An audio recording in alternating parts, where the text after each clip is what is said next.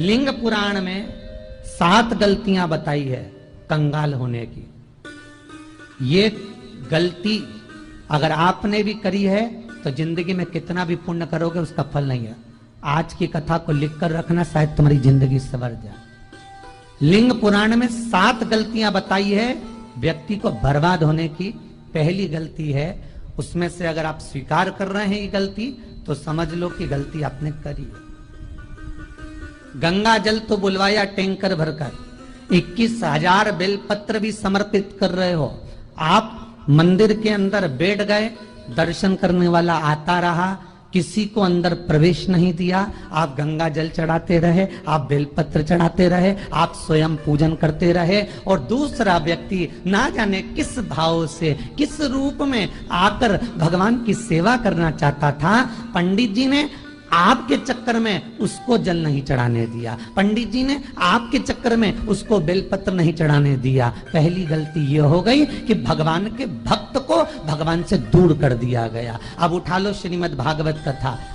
2 देवताओं ने गलती करी थी। एक ब्रह्मा जी ने गलती करी थी कि गाय बछड़ों का हरण कर लिया था। 1 वर्ष होने में 1 दिन था तब ब्रह्मा जी ने गाय बछड़े वापस दिए थे। दूसरी गलती इंद्र ने करी थी, जल वृष्टि करी तब भगवान कृष्ण को गोवर्धन पर्वत उठाना पड़ा। दोनों देवताओं ने गलती करी, पर भगवान कृष्ण ने इंद्र को क्षमा कर दिया पर ब्रह्मा को क्षमा नहीं करा। क्यों नहीं करा? क्योंकि इंद्र को क्षमा इसलिए करा क्योंकि इंद्र ने जब जल वृष्टि करी तो सारे ब्रजवासियों को भगवान के चरणों में लाकर छोड़ दिया। सारे ब्रजवासी गोवर्धन पर्वत के नीचे आकर बैठ गए, भगवान के चरणों में आ गए। और ब्रह्मा ने जो गलती करी वो ऐसी गलती करी कि भगवान से गाय और बछड़ों को दूर कर दिया। जो भगवान से भगत को दूर कर दे उसको शंकर कभी क्षमा नहीं कर सकता। इसलिए बर्बादी का पहला कारण आप भक्त और भगवान में दूरी बना दी।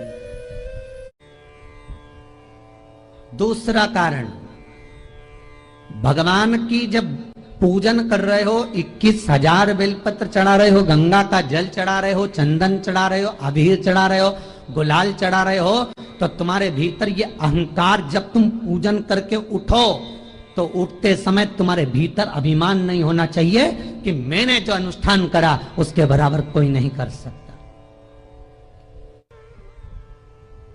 तीसरा कारण कहा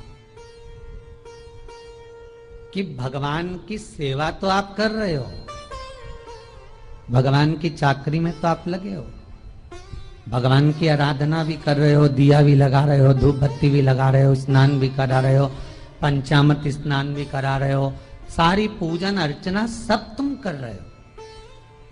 पर हो सकता है इस पूजन अर्चना में आप केवल 3 घंटा पूजन करते हो और बाकी के समय किसी न किसी की जीवात्मा को दुख पहुंचा रहे हो। एक कथा में एक बात कही थी कि भले मंदिर में दिया मत लगाओ, भले मंदिर में जाकर धूप बत्ती मत जलाओ, भले मंदिर में जाकर भोग मत लगाओ, भले मंदिर में जाकर जल मत चढ़ाओ, कुछ मत करो, भले भगवान को नए कपड़े मत पहनाओ, भले तुम्हारी मर्जी पड़े भगवान को भोग मत लगाओ, पर शास्त्र कहता है कुछ मत करो, पर एक काम जरूर करना कि किसी के चेहरे पर प्रसन्नता ला देना तो मंदिर में दिया जलाने के बराबर होगा। किसी के चेहरे पर चमक ला देना, प्रसन्नता ला देना तो अगरबत्ती लगाने के बराबर होगा। किसी गरीबड़े के, किसी दुखी के चेहरे पर अगर तुमने प्रसन्नता ला दी तो वो भगवान को कपड़े पहनाने के बराबर होगा। मालूम पड़े तुम मंदिर में पूरी सब्जी बांटो, मंदिर में भोजन कराओ, मंदिर में सारा पकवान चढ़ाओ, और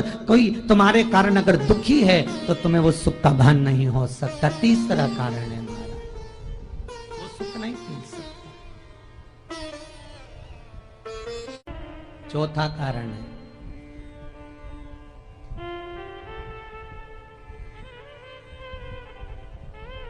महाराज, जिस मंत्र को पढ़ा जा रहा है, जिस मंत्र का स्मरण किया जा रहा है,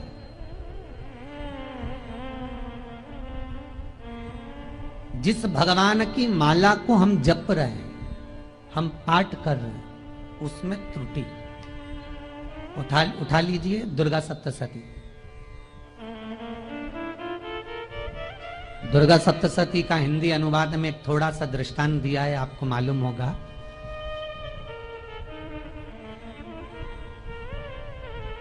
एक जजमान सप्तशती का पाठ कराते थे नवरात्रे में।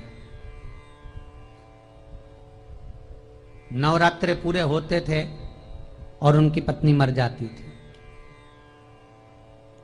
सप्तशती के अंदर लिखा है, बहुत ध्यान से सुनिएगा। दुर्गा सप्तशती का पाठ कराते थे और पत्नी नवरात्रे के बाद 4 महीना 3 महीने के बाद मर जाती थी। बहुत दुखी था सेठ। एक शादी करी, दूसरी करी, तीसरी करी, चौथी करी, चौथी पत्नी भी मर गई। बहुत दुख हुआ। आज वो गुरुजी के पास चले गया, गुरुदेव, गुरुजी, गुरुदेव, गुरुदेव। गुरुजी बोले क्या हो गया? सेठ जी बहुत दिनों के बाद आ रहे हो, क्या बात है गुरुदेव? मेरे को एक बात समझ में नहीं आती कि मैं नवरात्रे में सप्तशती का पाठ कराता हूँ, देवी जी का यज्ञ करवाता हूँ, माता रानी को चूनर पहनाता हूँ, उनको सुंदर बिछुड़ी, पायल, चुनरी सब पहनाता हूँ, कन्याओं का भोजन करवाता हूँ, भंडारा करवाता हूँ, जवारे बोता हूँ, अखंड ज्योत लगाता हूँ, पर नवरात्रि जैसी पूरी होती है उसके 2 महीने 3 महीने बाद मेरी पत्नी क्यों मर जाती है? 4 पत्नियां मेरी मर चुकी हैं, 5वीं मैंने शादी करी है। गुरुदेव आप कृपा करिएगा, कुछ तो बता दीजिए, कुछ करुणा कर दीजिए। गुरुजी बोले जब तू सब कुछ अच्छा कर रहा है, जोत भी जला रहा है, कन्या भोज भी करा रहा है, चुनड़ी भी चढ़ा रहा है, भंडारा भी कर रहा है, जोत भी लगा रहा है, जवारे भी बो रहा है, माता रानी की सेवा भी कर रहा है, अखंड रात्रि व्रत कर रहा है, सब कुछ तूने करा, यज्ञ भी करा, फिर तेरी पत्नी क्यों मर सकती है? ऐसा हो ही नहीं सकता। नहीं गुरुदेव, मेरी 5वीं शादी है गुरुदेव, अब की बार आप कृपा करिए। गुरुजी ने कहा तेरे पंडित जी को अनुष्ठान पर बुला, मैं कमरे में बैठकर सुनूंगा सप्तशती का पाठ, तब मैं ध्यान करूंगा। गुरुजी अंदर के कमरे में जाकर बैठ गए, ब्राह्मण पाठ करना प्रारंभ करा और ब्राह्मण ने पाठ करना प्रारंभ करा। उसमें एक शब्द आ गया, भारयंतु बक्षंतु, भारयंतु बक्षंतु। उसमें बोलना था भय पीड़ा को, हे जगत जननी तू भक्षण कर जा, पर ब्राह्मण बोलता था भारयंतु बक्षंतु, मेरी पत्नी को, मेरी भार्या को तू भक्षण कर दे। पंडित जी जैसे ही बोले गुरुजी बाहर निकल कर आ गए। पंडित जी को रोका, रुकिए गुरुदेव, आप हर साल अनुष्ठान कर रहे हो जजमान के यहाँ और बोल देते हो भारयंतु भक्षंतु, हे देवी तू मेरी पत्नी को खा जा, तो माँ हर बार उस पत्नी को निगल जाती है। निवेदन है, शब्द सुधार लीजिए, शब्द ठीक है। चौथा कारण है कि आप जो पाठ कर रहे हो, आप जो पूजन कर रहे हो, आप जो अनुष्ठान कर रहे हो, उसमें कुछ ना कुछ गलती जरूर हो रही है। ये चौथा कारण है।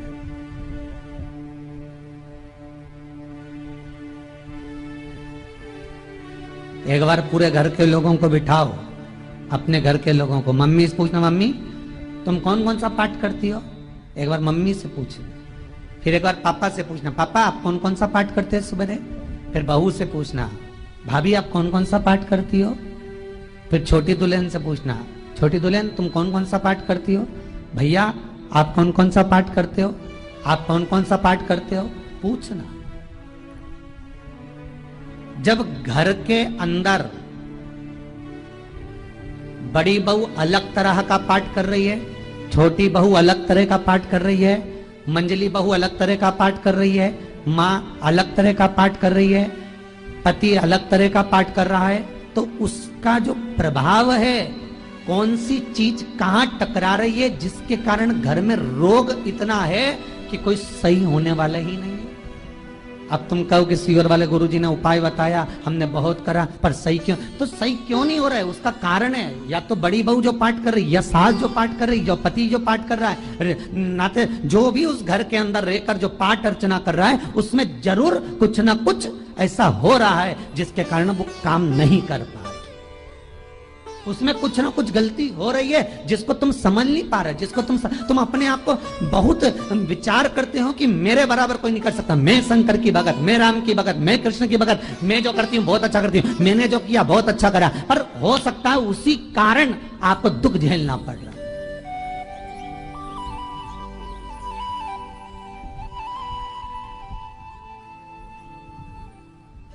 उसी के कारण।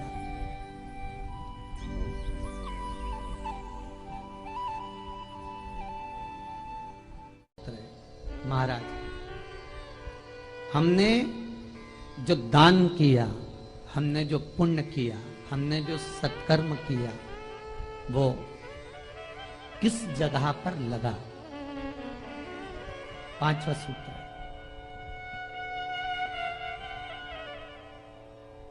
जो आप दान कर रहे हो, जो आप पुण्य कर रहे हो, सत्कर्म कर रहे हो, वो किस जगह पर लगा? ये पांचवा सूत्र। फिर निवेदन करेंगे, गाय, बेटी और लक्ष्मी 50 बार विचार करना, तब किसी को देना। बेटी किसी ऐसे को मत ब्याह देना जो जुआ खेलता हो, मदिरापान करता हो, मांसाहार करता हो, वेश्यावृत्ति करता हो। वो बेटी का सम्मान नहीं करेगा। बेटी रोएगी तो कन्यादान करने वाले को रोना पड़ेगा। दूसरे नंबर पर गौ माता, गाय ऐसे ब्राह्मण को दान मत देना कि ब्राह्मण के घर में खुद रहने की जगह नहीं और गाय को ले जाकर तुमने दे दिया और उस ब्राह्मण ने जब तक दूध दिया बांध कर रखा, एक तगाड़ी बाल्टी साड़ी के चक्कर में ले लिया, सोने के सींग के चक्कर में ले लिया और बाद में वही गाय कसाई के हाथ में बिक गई और कसाई ने काटा तो बद्दुआ तुमको लगी। बेटी, गाय और लक्ष्मी, पैसा भी किसी ऐसे भिखारी के कटोरे में मत दान देना कि जिसने ले जाकर मदिरापान में लगा दिया, जुए में लगा दिया, वैश्यावृत्ति में लगा दिया। अगर जिस भिखारी के कटोरे में पैसा दिया उसने शाम को ले जाकर मदिरापान में, जुए में लगा दिया, तो लक्ष्मी रोती है कि तूने मुझे गलत जगह पर दिया है, इसलिए अब तुझे रोना पड़ेगा। तब व्यक्ति को रोना पड़ता है, फिर व्यक्ति रोता है। गाय, बेटी और लक्ष्मी 50 बार विचार करो, क्या सही जगह पर दे रहे हो? और अच्छी जगह पर दोगे तो संपदा भी बढ़ती है, सुख आता है। अगर बेटी सुखी रहेगी तो मायके के लोग सुखी रहेंगे, गौ माता सुखी रहेगी तो संसार सुखी रहेगा। और आपने जो धन दिया, आपने जो पैसा दिया किसी भिखारी के कटोरे में, अगर उसने गलत जगह पर लगाया तो रोना तुमको पड़ेगा। किसी आजकल के भिक्षुकों को अगर रोटी दे दो तो लेते ही नहीं, आटा दो तो नहीं लेते।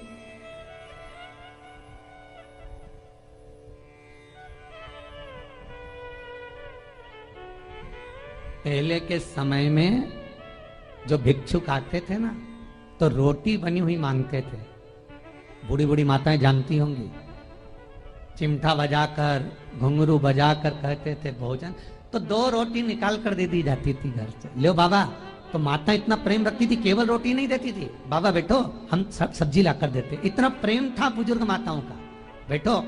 और आज के जमाने में अगर रोटी दे दो तो फेंक दे नली में ले जाके। पैसा चाहिए, क्यों? शाम को पीने के लिए चाहिए ना, मदिरा पान के लिए, मांसाहार के लिए, जुए के लिए, वैश्यावृत्ति के लिए धन चाहिए।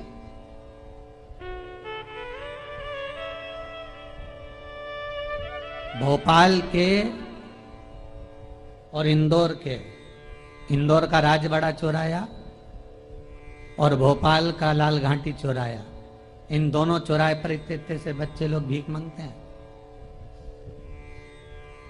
और उनकी माताएं और उनके पिता रोड के किनारे पर चिलम लगाते बैठे रहते हैं, पांव लंबे करके पड़े हैं और ये कमा कमा के उनको दे रहे हैं। और धन्य हैं ऐसे लोग जो उनको दान भी दे देते हैं। जिसको जरूरत है उस तक कुछ नहीं पहुंचता। अभी भी 4-6 महीने लॉकडाउन चला, जिसको जरूरत थी एक रोटी की उस तक कुछ नहीं पहुंचा, और जिसके पास में पहले से भरा हुआ था उसने और ले जाके भर लिया।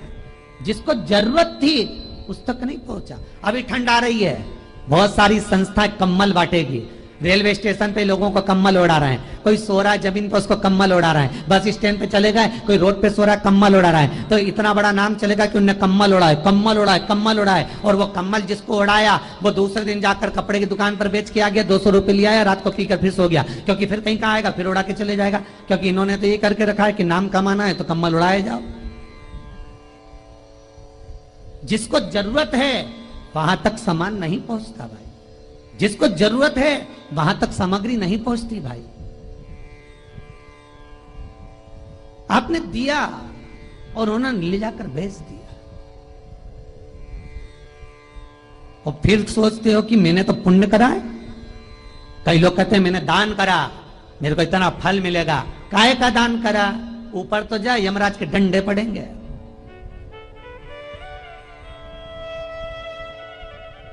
रेल में, ट्रेन में आप बैठ जाओ, रिजर्वेशन कोच में, छोटे छोटे लड़के आते हैं अपना कपड़ा उतारते हैं। सही बोलना रे भाई, जितने लोग टीवी पर कथा सुन रहे हो, छोटे छोटे बच्चे अपना कपड़ा उतारेंगे और पोछा लगाएंगे रेल की बोगी में। जब गवर्नमेंट ने स्वीपर रख रखे हैं तो तुम्हें अंदर आने का किसने कहा? कौन ने कहा कि तुम अपना कपड़ा उतार के पोछा लगाओ? और वो अपने शरीर का कपड़ा उतार कर पोछा लगाता है, आपके आगे हाथ फैलाता है, आप 1-1, 2-2 रुपए दे देते हो।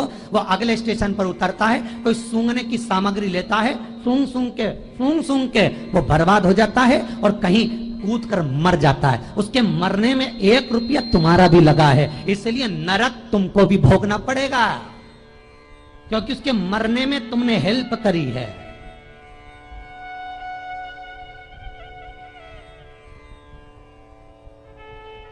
तुमने तो रुपया दिया था भोजन करने के लिए, उसने कोई सूंघने की सामग्री ले ली और सूंघ सूंघ के नशे में मर गया।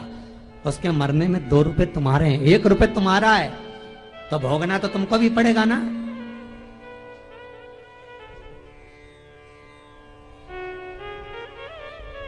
कहीं अच्छी जगह लगाओ, सत्कर्म की ओर लगाओ, तो सुख का आनंद कुछ और ही होगा, सुख का आनंद कुछ और ही प्राप्त होगा। हमारा धर्म, हमारा पुण्य, हमारा सत्कर्म। 5वां कारण अपनी पुस्तिका में लिखकर रखना, तुम्हारे दुख का 5वां कारण क्या है? क्यों तुम करोड़पति से रोड़पति बन गए? तुम्हारे यहां पर 4-4, 5-5 गाड़ी थी, खूब वैभव था, खूब धन था, फैक्ट्रियां चल रही थी, सत्ताएं चल रही थी।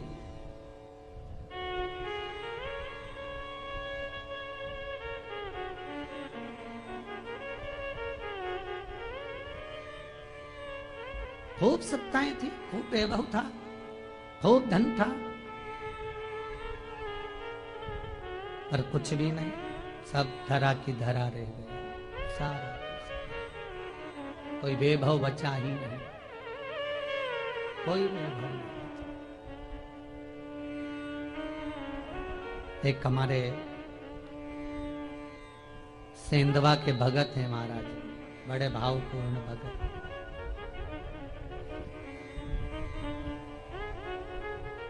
वो कहे गुरुजी हम बड़े दुखी हैं, बड़े कष्ट में। हमने कहा कष्ट का कारण कुछ ना कुछ जरूर होगा, दुख का कारण जरूर कुछ ना कुछ होता है। कहने लगे गुरुजी हमारी तो जीनिंग चलती थी, खूब फैक्ट्रियां चलती थी, इतना जीनिंग फैक्ट्रियां थी, इतना चलता था।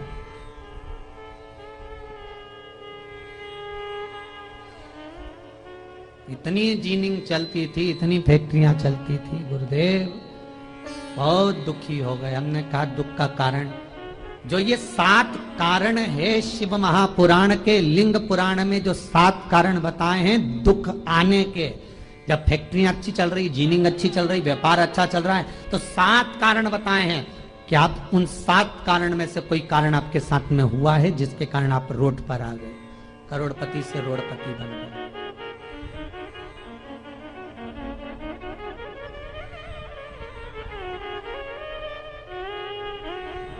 कभी कभी नगर में, गांव में सभी का व्यापार एक साथ समाप्त हो जाता है। कभी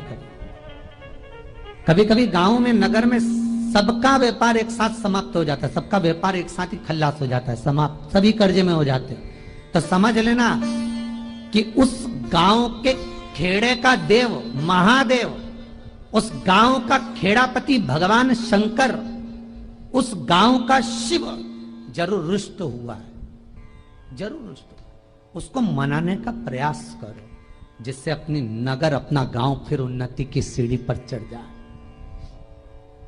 पांचवा कारण मंत्र जाप को, अर्थात तुम्हारा फिर निवेदन, गाय, बेटी और लक्ष्मी 50 बार विचार करना तब देना, नहीं तो मत दे, मत दीजिए।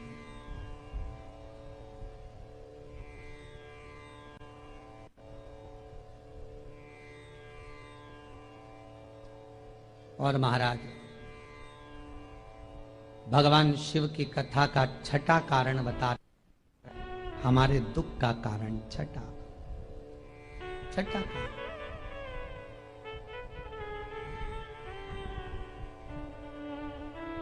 आदर सम्मान में कमी।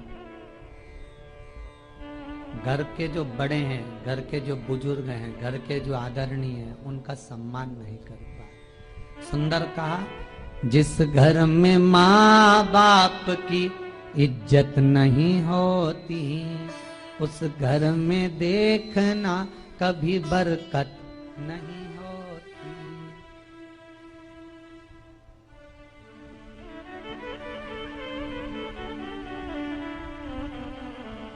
छठा कारण है सम्मान, सत्कार, आदर ना होना।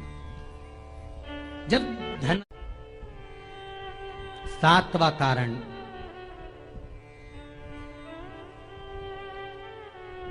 ये अंतिम कारण है।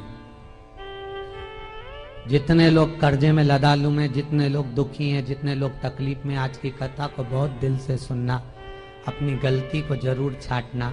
मुझे विश्वास है मेरा भोलेनाथ, आप अगर गलती को स्वीकार कर लोगे तो शंकर वापिस आपको करोड़पति बना देगा, लखपति बना देगा। शंकर आपके भंडार फिर भर देगा। 7 कारण में से अपनी गलती को जरूर छांटना साहब कि आपने गलती कौन सी करी, और अपनी गलती को छांट ले, यही सबसे बड़ी बात है ना। लोग सुनने के बाद भी नहीं छाटेंगे, नहीं मैंने तो कुछ करा ही नहीं, मैं तो कुछ कर ही नहीं, बस मैं ही तो है, हरी जगदम्बा वो मैं ही फंसा है बीच में।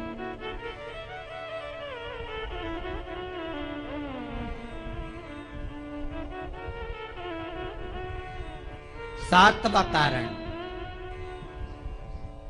महाराज, किसी का बेकार धन हमारे घर में आ जाए। एक कथा बहुत सुंदर है। एक गांव में एक व्यक्ति रहता था, खूब अच्छी कमाई करता था। पत्नी ने कहा तुम्हारे पास कमाई अच्छी हो रही है तो ये पैसा तो कोई चुरा के ले गया, तो पति बोला क्या करना चाहिए, तो एक काम करता हूँ बाजार से कोड़ियां खरीद लेता हूँ। कोड़ियां जानते हो, वो ऐसे बच्चे लोग खेलते हैं, कोड़ी खरीद लाता हूँ। अब गांव का व्यक्ति रोज कोड़ियां खरीद के लाए, उनके यहाँ बोरे पे बोरे भरा गए, बारदान पर बारदान भरा गए, पूरा कमरा कोड़ियों से भरा गया। एक दिन राजा बीमार पड़ गया। राजा बीमार पड़ा तो राजा को वेदों ने, डॉक्टरों ने कह दिया इसका एक ही इलाज है, कोड़ियां लाई जाए, कोड़ियों को जलाकर राख बनाई जाए, वो राख राजा के शरीर पर मली जाए। राजा के शरीर पर जब राख को मलेंगे तो राजा ठीक हो जाएगा। राजा ने अपने दूतों से कहा जाओ नगर में कोड़ियां देखो। राजभवन में देखा तो कोड़ी नहीं थी, बाजार में देखा तो कोड़ी नहीं थी, सारा मार्केट घूम लिया, चारों तरफ के राज्य देख लिए, कोड़ी नहीं मिली। राजा ने दूतों से पूछा बात क्या है। दूतों ने बाजार वालों से पूछा भैया कोड़ियां क्यों नहीं है। तो बाजार के व्यापारी बोले महाराज सुबेरे सुबेरे एक गांव का व्यक्ति आता है, सारी कोड़ियां खरीद कर ले जाता। सारी कोड़ियां, हाँ उसका पता दो। दुकान वालों ने पता दिया, वो वहां पहुंच गया, उसको डराया। राजा के दूतों ने तेरे पास कोड़ियां हैं? हाँ, पर मैंने अपने पैसे से खरीदी है, फ्री की नहीं है, खूब खर्चा कर कर मैंने कोड़ियां जोड़ी हैं। राजा बीमार पड़ा है, कोड़ियां ला के दे। उसने मना करा, दूतों ने डराया, ठीक है लो। उन्होंने बारदान खोल लिया, झोला खोल लिया, बैग खोल लिया। राजा के दूतों ने बैग खोला, वो गांव का व्यक्ति एक थाली में कोड़ियां लाता, उस पर हाथ फेरता और झोले में डालता जाता, फिर भर कर लाता, फिर हाथ फेरता, फिर झोले में डालता। राजा के दूतों ने कहा एक बार में पूरा बारदान उठाकर क्यों नहीं दे देता, ये बार बार हाथ क्यों फेर रहा है? वो गांव का व्यक्ति बोला, महाराज मैं कोड़ियों को थाली में भरकर हाथ इसलिए फेर रहा हूं, इन कोड़ियों में से मैं वो एक कोड़ी ढूंढ रहा हूं कि ऐसी कौन सी कोड़ी मेरी इन कोड़ियों में आकर मिल गई जो मेरी इतनी सारी कोड़ियों को लेकर जा रही है। बस वो चरित्र याद करना कि एक कोड़ी हमारे घर में कोई ऐसी आ जाती है जो सारी रखी हुई कोड़ी को लेकर चली जाती है। और जिंदगी में घर में धर्म की, पुण्य की, सत्कर्म की एक कोड़ी ऐसी आ जाती है जो शिव महापुराण की कथा करवा देती है। वो कोड़ी को ढूंढना कि वो कोड़ी कौन सी है। जो अच्छा काम करवा रही है अच्छी कोड़ी आई होगी, सत्कर्म करवा रही है अच्छी कोड़ी आई होगी, और मालूम पड़े एक कोड़ी ऐसी आ गई जो डॉक्टरों में भरवा रही है, सारा की सारा धन मेडिकलों में लगवा रही है, पुलिस में लगवा रही है, कहीं गलत जगह पर लगवा रही है, कहीं एक्सीडेंट में लगवा रही है। जो कोड़ी गलत जगह पर धन को लेकर जा रही है, समझ लेना कि वो कोड़ी बेकार आ गई जो सारा का सारा बर्बाद करने में लगी हुई है। उस कोड़ी को पहचानो कि वो कोड़ी कौन सी है। सातवां कारण शिव महापुराण का, लिंग पुराण का लिख कर रखना कि एक कोड़ी ढूंढना कि वो कोड़ी कौन सी घर में आ गई जो हमें बर्बाद कर कर चली गई है। तो कोड़ी को ढूंढिए, वो रुपये को ढूंढिए, वो एक रुपया कौन सा आ गया, वो धन कौन सा आ गया जो हमें बर्बाद कर गया, कैसा है।